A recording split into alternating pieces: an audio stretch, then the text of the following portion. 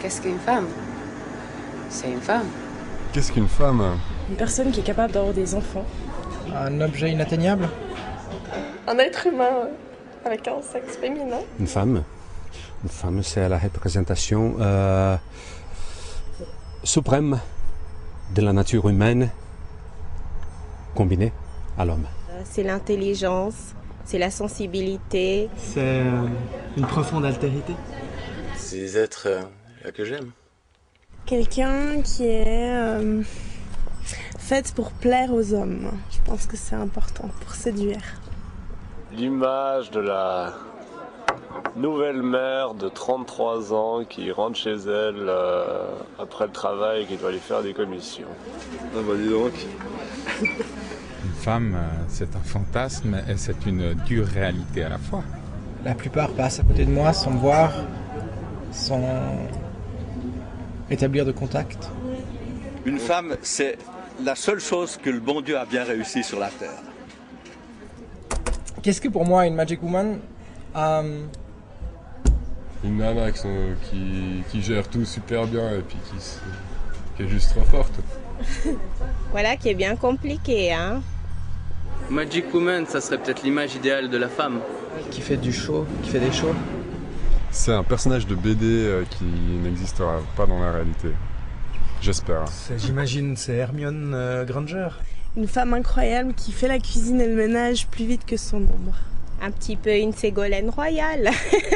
Peut-être celle qui est au prochain arrêt de bus. Waouh. Une Magic Woman. Une Hillary Clinton.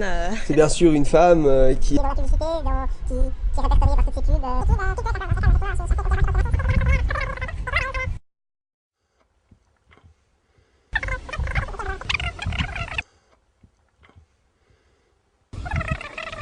Voilà, mais c'est difficile à répondre et je crois que j'ai pas répondu à la question qui était demandée.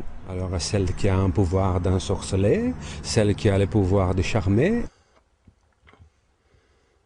c'est celle qui a des pouvoirs carrément charmants, quoi. Une fille qui sait ce qu'elle veut. Bah, si on arrive à se débrouiller et faire les choses correctement, je pense que oui, on est toute magique, quoi. Quel défaut j'aime chez l'autre.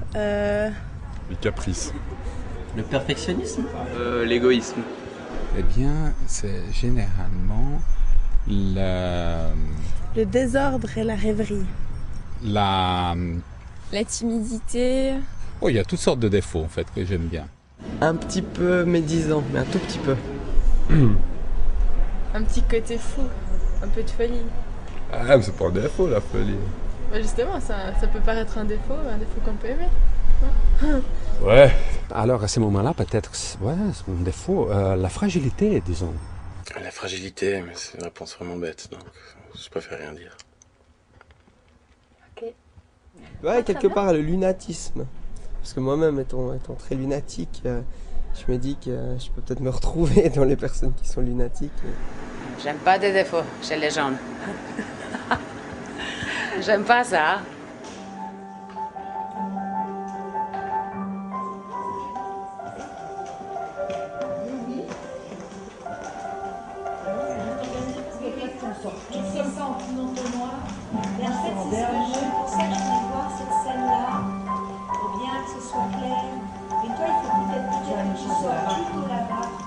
Moi, je voulais travailler un peu comme un peintre sur cet objet. Remplir ma palette de matières, d'images, vidéos, de corps, les actrices, bien sûr, de textes divers qui sont ces 4 textes de ces 4 auteurs suisses. Un recoin ne se partage pas. Parce que les jours ne passent pas ainsi sans réfléchir. Ils ont une volonté, une opinion. C'est une grosse équipe, mais c'est sympa. Ça crée justement plein de rencontres, d'univers très différents, parce qu'en fait, nous sommes tous d'univers très différents, et c'est ça que j'aimais bien aussi, comment on pouvait unifier aussi tout ça.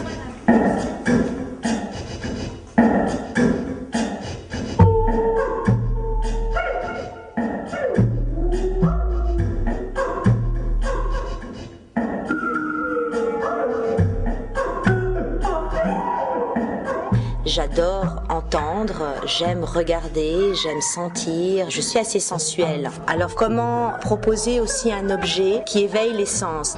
Donc du moment qu'on veut travailler sur quelque chose qui inonde les oreilles du spectateur, il faut travailler sur la multidiffusion. Après il y a la vidéo et je trouve que le matirage de la vidéo aide ça, c'est presque de la lumière, c'est un voile, c'est une matière.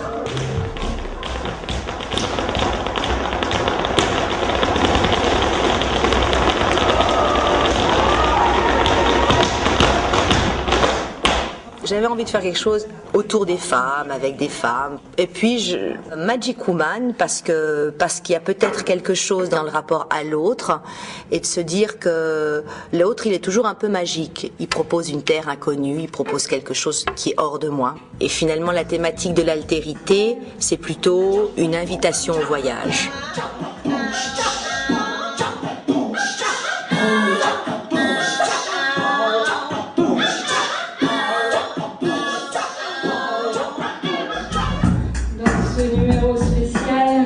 Le magazine Cocool va te poser quelques questions pour t'aider à être toi-même.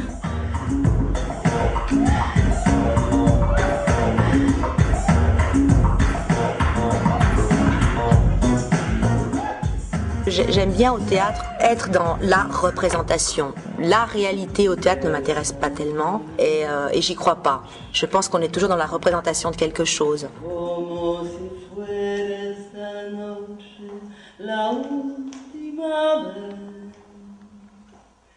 Le spectateur ne finit pas en ayant vu le spectacle. Il peut continuer à le voir encore plus loin. Il y a plein d'extensions. C'est un rendez-vous et de ce rendez-vous, il continue à cheminer et l'objet peut encore continuer à vivre.